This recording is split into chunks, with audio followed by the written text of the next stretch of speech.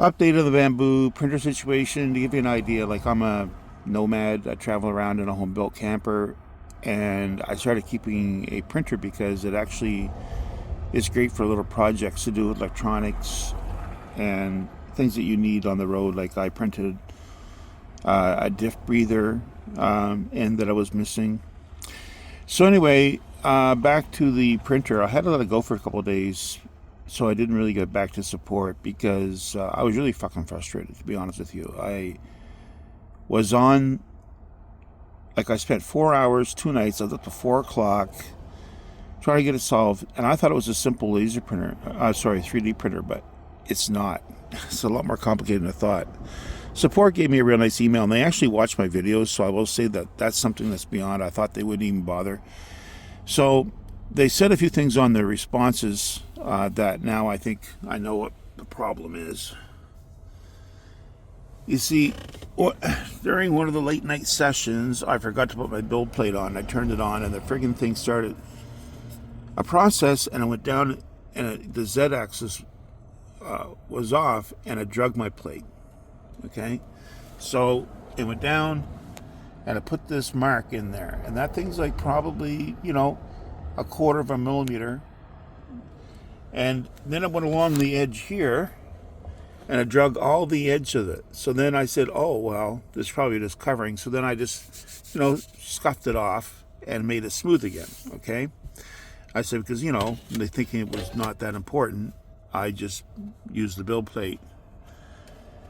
But here's the issue, and then what I did, because it's like, when you get a problem and you're not hearing back from somebody, you try to solve your problem yourself. I'm a self-taught individual when it comes to computers, and I got 45 years of experience, right, when it comes to IT. And so you do researching, and you go, okay. So then the guy said, look, these bed screws have come loose, right, and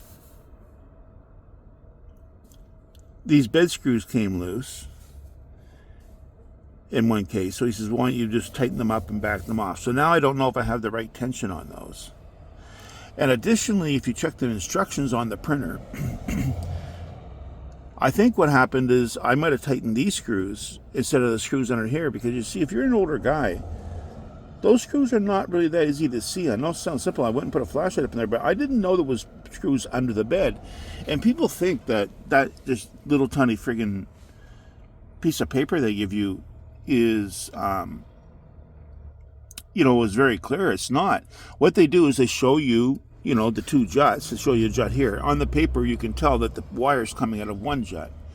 But is it upside down, where you fight tight from the bottom, or is it top side? Like, it just is confusing. And now if you're a 3D printer person and you're aware of 3D beds and you're aware of leveling, I mean, you just say, well, of course they're not talking about these screws. They're talking about the screws down in there, and you go looking for them.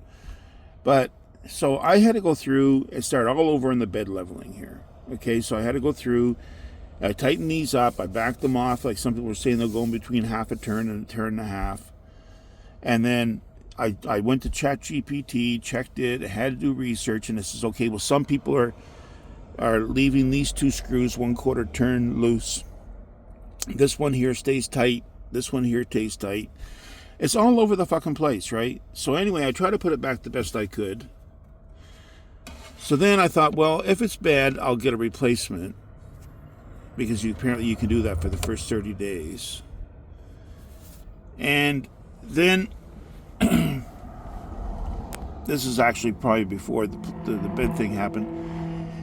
So then they said, well, what you have to do, I don't have a lot of money, obviously. I mean, so they said, oh yeah, well, we'll give you another printer, but you got to pay for the other one and wait. So now I got to go scrape up $500 because this printer was on sale for $300 delivered. So now they want the full retail. So I got to go pay $500 now, tie it up for 2 weeks, 3 weeks to have another one shipped to me, because apparently in the head there's an induction sensor. Now, why would you do that? Okay, like, you put an induction center in the bed head. I mean, it's just a matter of time till something happens, like the plate's off or that little tiny heating surface gets damaged. did this affect the magnetics of the actual, of what the head is seeing? Is that the reason why it's not working right? Like, anyway, this has just turned out to be a schmozzle. It's too complicated of a printer for me. And I think I'm not advanced enough to use this printer yet. And so I might have to figure out something else. I don't know.